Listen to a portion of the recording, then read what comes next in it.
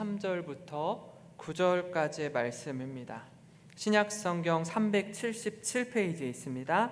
신약성경 377페이지. 저와 여러분이 한 절씩 교독하도록 하겠습니다.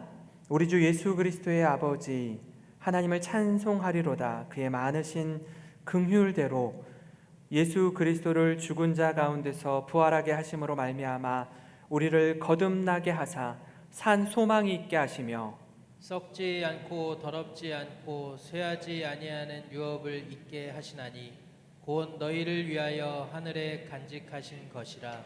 너희는 말세에 나타내기로 예비하신 구원을 얻기 위하여 믿음으로 말미암아 하나님의 능력으로 보호하심을 받았느니라.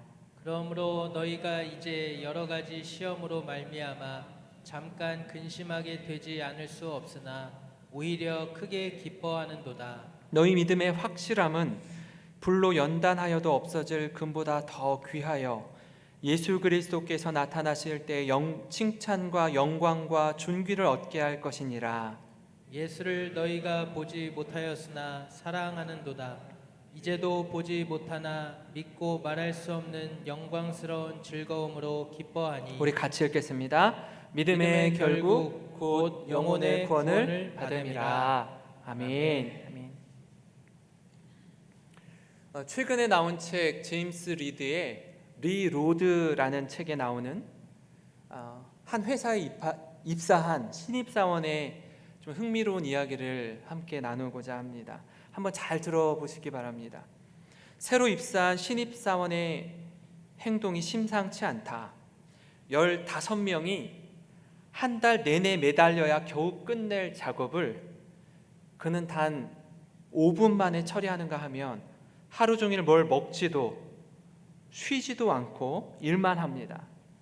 그럼에도 불구하고 지치거나 피곤한 기색은 전혀 없고 퇴근 시간이 지났음에도 집에 갈 생각을 하지 않습니다. 이 직원이 누구일까요?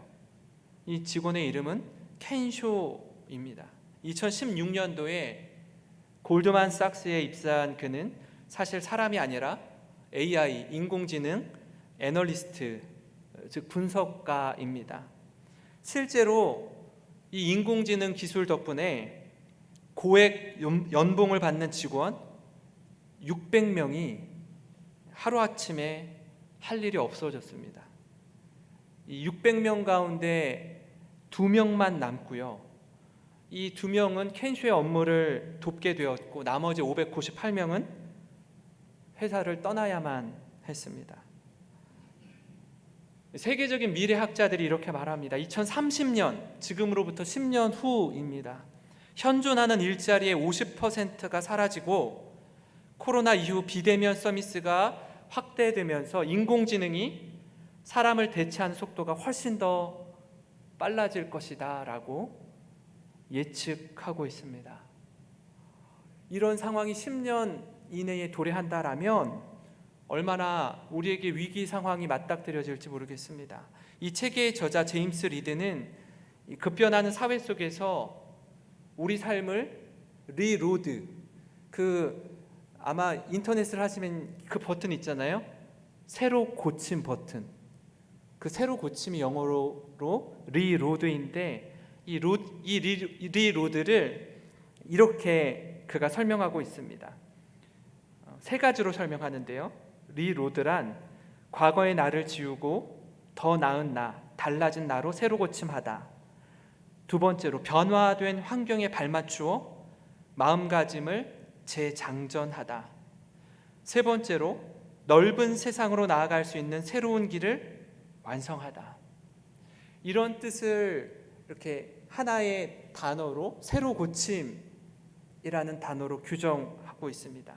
아마 코로나 시대를 살아가고 우리 모두에게 있어서 그동안 너무 자연스러웠고 익숙했던, 그래서 그 익숙함이 나의 전문성이다라고 표현했던 그 하나하나의 환경들을 바꿔가지 않으면 안 되는 환경이 되었습니다. 이제는요, 늘 하던 대로 살아갈 수 있는 환경이 아닙니다. 언제 어디서나 마스크 착용은 필수이고요. 손 소독을 꼼꼼히 해야 합니다. 아파트 저희 엘리베이터 안에 보니까 하나 이렇게 게시가 되어 있더라고요. 10월 중순까지 계도 기간을 갖습니다. 10월 중순 이후로는 마스크를 착용하지 않으면 10만 원의 과태료를 물게 됩니다. 시청에서 나온 공문이었습니다. 마스크를 착용하지 않으면 10만 원의 벌금을 물어야 되는 현 시점을 우리가 살아가고 있습니다. 오늘부터 서울과 수도권 지역은 2.5단계로 향상되었고 전환되었고 비대면 사회로의 전환이 엄청나게 급속도로 이루어지는 가운데 우리의 일상을 어떻게 살아야 되는지 고민해야 됩니다. 그렇지 않으면 가정과 사회를 비롯해서 국가마저도 심각한 위기를 겪게 될 것입니다. 우리 사랑하는 성도 여러분, 어떻게 지내고 계십니까? 세상이 바뀌고 우리가 살아가는 사회가 달라지고 목회 현장도 바뀌고 있습니다. 교회도 예외가 아닙니다. 오히려 교회가 세상의 이슈가 되고 또 여러 가지 지탄받는 대상이 되면서 너무나 가슴 아픈 시간을 지나고 있습니다. 그래서 더 많이 기도하고 더 많이 고민하면서 하나님 앞에 섭니다. 지금 시대는요, 신앙생활하기가 여간 어려워진 게 아닙니다. 함께 모여서 드리는 이 예배와 또 각 소그룹마다 모여서 드렸던 이 셀 예배, 대그룹과 이 소그룹 모임이 현실적으로는 이제 다 막혀져 버렸습니다. 다 닫힌 구조가 되었습니다. 이 위기 속에서 어떻게 하면 우리의 믿음이 더 견고해지도록 세워야 하는지 또 도와야 하는지에 대한 고민이 있습니다. 하나님께서 성도들을 잘 목양하라고 목사로 세워주셨는데 어려운 시기에 영적으로 방황하거나 낙심치 않고 우리 성도들 한 분 한 분이 신앙이 더 견고해지도록 주님의 도우시는 은혜를 구하며 엎드립니다. 이런 어려운 때에 오늘 말씀을 통해서 고난 중에 희망을 노래하고 또 위기를 기회로 삼아 하나님께 더 가까이 나아가는 우리가 되기를 간절히 소망합니다. 더불어 이렇게 비대면으로 예배드리고 있지만 우리 마음의 중심을 보시는 하나님 앞에 전심으로 예배하는 저와 여러분이 되기를 간절히 소망합니다. 베드로전서는요, 고난을 배경으로 하고 있는 말씀입니다. 베드로가 이 서신의 수신자들을 향해서 이렇게 말합니다. 흩어진 나그네라는 걸로 우린 그들의 상황을 짐작할 수 있는데요, 여기에서 말하는 이 흩어진이라는 단어는요, 우리가 많이 들어본 디아스포라라는 것을 의미합니다. 그러니까 그들이 살고 있는 곳은요, 자신이 메이저가 되어 있는 세상이 아니라 또 다른 지역 주민 가운데 한 사람으로, 이방인으로, 나그네로 살고 있는 그들의 모습을 가리켜서 이방인과 나그네라는 표현을 사용하고 있습니다. 성경학자들은 이 서신이 로마의 네로 황제 당시에 대화제가 일어나고요, 그 대화제의 원인을 그리스도인들에게 돌리고 그들을 박해하는 현장, 상황 속에서 쓰여진 서신이 바로 베드로 전서입니다. 앞으로 그리스도인들에게 닥칠 고난이 임박했음을 인식한 상황에서 글이 기록된 것입니다. 불안감을 느끼고 있는 성도들을 향해 위로하고 소망을 불어넣기 위해 베드로가 흩어진 나그네인 디아스포라 유대인들에게 이 글을 쓰고 있는 것입니다. 이 말씀은 곧 코로나 시대를 살아가고 있는 우리를 향한 메시지이기도 합니다. 현재 우리의 고난 역시 그리스도인으로 겪는 고난과 또 한편으로는요, 그리스도인인데 그리스도인답게 살지 못하는 그 모습으로 인해 겪는 세상의 비난과 조롱 속에 주시는 희망의 메시지입니다. 우리가 이런 고난 중에 희망을 노래할 수 있는 이유는요, 영혼 구원을 향한 믿음으로 살기에 노래할 수 있습니다. 오늘 읽은 말씀 1장 5절 말씀인데요, 너희는 말세에 나타내기로 예비하신 구원을 얻기 위하여 믿음으로 말미암아 하나님의 능력으로 보호하심을 받았느니라, 이렇게 말합니다. 예수님께서 나의 주님이시고 나의 구원자임을 고백하는 자는 누구든지 하나님께서 우리에게 구원을 선물로 주십니다. 그 약속을 믿고 살아갈 때요, 이 세상에서 뜻하지 않은 고난과 세상의 조롱거리가 되기도 합니다. 내가 믿음을 지키는 것 때문에 받는 고난, 조롱거리라고 할 때는요, 그 가치를 놓치지 않는, 그럼에도 불구하고 그리스도인답게 살아가야 할 진실함과 정직함이 우리에게 있어야 합니다. 아마 몇몇 그리스도인들은 이렇게 생각할지 모르겠습니다. 최소한 나는 그리스도인답게 살기 위해서 이렇게 저렇게 나뿐 아니라 우리 이웃과 사회를 위해서 헌신하고 수고하고 애썼는데, 몇몇 그렇지 않은 그리스도인들로 인해서 지탄받는 교회의 모습을 보고 난 교회를 떠나겠다, 신앙을 포기하겠다, 하나님 믿지 않겠다, 이렇게 우리의 방향이 어긋난 길로 들어서면 안 됩니다. 그럼에도 불구하고 그런 고난 속에 하나님 앞에 그 십자가 앞으로 더 가까이 나아가는 그 모습이 우리에게 있어야 될 줄로 믿습니다. 지금 우리가 이 분노의 감정과 화살을 누가 잘했느냐 잘못했느냐 따지며 돌릴 때가 아닙니다. 이런 어렵고 힘든 시간을 통해서 가장 먼저는요, 우리 자신을 살피고 하나님 앞에 무릎 꿇어야 할 때입니다. 그동안 그리스도인이라는 우리가 나 자신이 세상에서 어떻게 살았는지 돌아보면서 눈물로 기도해야 할 때입니다. 오스왈드 챔버스의 산상수훈의 글 가운데 이런 글이 하나 있습니다. 개인적인 모욕은 성도에게 있어서 주님의 상상할 수 없는 성품을 드러낼 수 있는 좋은 기회가 될 것이다. 개인적인 모욕은 성도에게 있어서 주님의 상상할 수 없는 성품을 드러낼 수 있는 좋은 기회가 된다라는 사실을 기억하기 원합니다.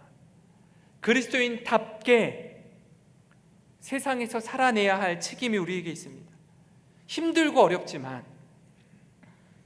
여전히 말씀 앞에 우리 자신을 돌아보아야 하는, 그래서 혹 내가 복음대로 말씀대로 살아가는데 그것 때문에 받는 고난이라면 그 고난을 묵묵히 감당해내는 겁니다. 사랑하는 성도 여러분, 이 본질과 정신이 흐려지지 않도록 약속의 말씀을 붙들고 믿음의 삶을 살아가시길 간절히 축원합니다. 주님을 위해서라면, 예수 그리스도의 복음을 위해서라면 모욕당하고 고난받는 걸 두려워하지 않는 그리스도인이 되시길 간절히 소망합니다. 이렇게 힘든 시대에요, 이 거친 파도 속에서 파도를 타는 사람들이 있거든요. 그들을 일컬어 일명 서퍼라고 합니다. 이 서퍼들이 파도를 잘 타는 방법은 두 가지가 있습니다. 그 하나는요, 파도를 잘 보는 겁니다. 두 번째는요, 좋은 파도에 올라 타는 겁니다. 그래서 남들이 볼 때는 저렇게 무섭고 두려운 파도를 어떻게 파도 타기를 하는지 이렇게 다들 저 멀리에서 바라만 보고 있는데요, 서퍼들은 그 파도를 탈 줄 아는 겁니다. 우리도 마찬가지입니다. 영적으로 파도를 탈 수 있는 그런 영적인 안목을 가져야 합니다. 나폴레온 힐은 이렇게 말합니다. 기회는 포착할 준비가 된 사람들만 따라다닌다. 어떤 사람들의 눈에는 기회만 보이고 어떤 사람들의 눈에는 문제만 보인다라고 말합니다. 똑같은 상황과 형편에 처해 있는데 그것을 보고 어떤 사람들은 문제만 지적하고요, 비난하기에 바쁩니다. 그런데 어떤 사람은요, 그런 이렇게 집채만한 파도가 몰려오는 상황 속에서도요, 기회를 바라볼 줄 아는 안목을 갖고 있습니다. 이 안목이 없으면 자꾸 넘어져서 더 이상 앞으로 나아가지 못하게 됩니다. 베드로가 이 흩어진 나그네로 살아가는 그리스도인들을 향해 편지하는 이유는요, 그렇게 지금 어려운 때이니 너희 마음 가는 대로, 너희 하고 싶은 대로 살아라 라고 편지하지 않습니다. 그렇게 주는 메시지가 아닙니다. 고난 중에도 여전히 신실한 믿음으로 살아가는 그리스도인들을 우리는 알고 있습니다. 우리의 구원자 되시는 예수님을 신뢰하며 여전히 삶의 자리에서 그리스도인답게 살아가는 자들을 알고 있습니다. 베드로전서 1장 3절에 우리 주 예수 그리스도의 아버지 하나님을 찬송하리로다. 그의 많으신 긍휼대로 예수 그리스도를 죽은 자 가운데서 부활하게 하심으로 말미암아 우리를 거듭나게 하사 산 소망이 있게 하시며, 이렇게 말씀합니다. 하나님을 찬송할 이유는요, 바로 예수님의 죽으심과 부활의 메시지입니다. 이제는 죄에 대하여 단호하게 단절하고 죽고 의에 대하여 살게 하시는 우리 주님의 은혜, 그래서 더 이상 낙심과 절망에 머물러 있지 않고 산 소망, 살아있는 소망을 갖도록 우리를 인도하시는 그 하나님 붙들어야 합니다. 우리에게 말씀하시는 믿음과 소망이 어떤 겁니까? 베드로전서 1장 7절부터 9절입니다. 너희 믿음의 확실함은 불로 연단하여도 없어질 금보다 더 귀하여 예수 그리스도께서 나타나실 때에 칭찬과 영광과 존귀를 얻게 할 것이니라. 예수를 너희가 보지 못하였으나 사랑하는도다. 이제도 보지 못하나 믿고 말할 수 없는 영광스러운 즐거움으로 기뻐하니 믿음의 결국 곧 영혼의 구원을 받음이라. 불 속에서 들어가 정죄되어지는 시간이 있습니다. 하나님이요, 우리 각 사람을, 우리 그리스도인들에게 훈련받고 연단받게 하는 그 시간을 통해 얻게 되는, 빚어진 그 작품이 뭐냐 하면 귀한 믿음입니다. 그냥 평소에 일상 가운데 대충 그냥 우리의 입술로 믿습니다, 주는 믿어요, 그럴게요 라고 말하는 믿음이 아닙니다. 처절하리만큼 눈물나고 고통스러운 도가니 속에서 연단되어진 불 속을 통과한 믿음을 가리키는 겁니다. 이 믿음을 끝까지 지키면서 하나님을 사랑하는 마음이 동기가 되어서 믿음의 삶을 살아가는 그런 우리가 되기를 간절히 소망합니다. 그런 믿음이 가져오는 결과가 영혼의 구원인 것입니다. 이 모든 것의 주인 되시는 하나님을 온전히 의지하며 나아가는 믿음, 그 믿음으로 구원받은 인생이라는 사실입니다. 이걸 놓치지 않았으면 좋겠습니다. 그런가 하면 고난은 중에 희망을 노래할 수 있는 두 번째 이유는요, 근심 속에 기쁨의 근원 되시는 예수님을 향한 소망이 있기 때문에 그렇습니다.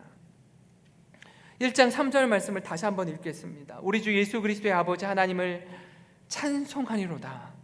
그의 많으신 긍휼대로 예수 그리스도를 죽은 자 가운데서 부활하게 하심으로 말미암아 우리를 거듭나게 하사 산 소망이 있게 하시며, 이렇게 말씀합니다. 우리 삶은요, 예수님을 주님으로 믿고 받고 고백한 순간부터 영원한 생명, 영생이 시작되는 겁니다.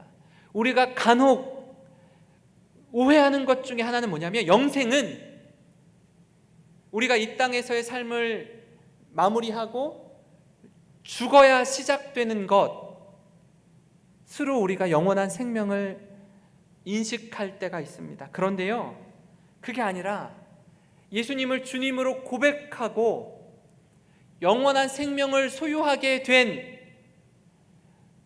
하나님을 향한 믿음이 생기기 시작한 그 순간부터 영원한 생명이 시작된 것입니다. 그런 소망을 갖고 죽음을 통과해서 지나가는 시간들이 우리에게 남아있지만, 오늘을 사는 우리들에게 영원한 생명의 선물이 주어졌음을 기억하고 믿음의 삶을 살아가는 저와 여러분이 되기를 주님의 이름으로 축원합니다. 베드로전서 1장 6절 말씀입니다. 우리 한번 같이 읽어보겠습니다. 그러므로 너희가 이제 여러 가지 시험으로 말미암아 잠깐 근심하게 되지 않을 수 없으나 오히려 크게 기뻐하는도다. 아멘. 이 말씀은요, 시험과 고난이 우리에게 근심이 되는 건 사실이지만 우리가 낙심하지 않는 건 기쁨의 근원 되시는 우리 주님을 온전히 신뢰하기 때문이라는 사실입니다. 그래서 내게는 소망이 없습니다. 하나님, 내게는 이 모든 고난과 박해를 감당할 힘이 없습니다. 그러나 우리 주님께 소망이 있음을 확신합니다. 내가 그것을 믿고 오늘도 여전히 믿음의 삶을 살아가기로 결단합니다. 주님, 우리와 함께하여 주시옵소서. 그것을 믿고 하나님께서 우리의 삶을 가장 선한 길로 인도해 주실 것을 믿고 나아가는 겁니다. 로마서 8장 28절 말씀을 우리가 기억하지 않습니까? 우리가 알거니와 하나님을 사랑하는 자, 곧 그 뜻대로 부르심을 입은 자들에게는 모든 것이 합력하여 선을 이루느니라. 우리 중 어느 누구도 2020년도가 이렇게 전개될 거라고 상상하지 못했습니다. 그리고 이 코로나19 바이러스도 우리가 수년 전에 경험했던 메르스나 사스처럼 그저 길면 한두 달 정도 이렇게 되다가 또 다시 일상으로 돌아가겠지라고 생각했던 분들이 대다수입니다. 2020년도가 8개월이 다 지나가고 있습니다. 그런데 재확산으로 인해서 전 세계가 아파하고 힘들어하고 있습니다. 뭐 너나 할 것 없이 고통 가운데 있는 것 아니겠습니까? 그래서 혹 지금 읽은 이 로마서 8장 28절 말씀, 하나님의 뜻대로 부르심을 입은 자들에게는 모든 것이 합력하여 선을 이루느니라, 이 말씀이요 당장 와닿지 않을 수 있습니다. 왜냐하면 우리가 겪는 이 시간이 얼마나 더 오랫동안 지속될지 아무도 모르기 때문입니다.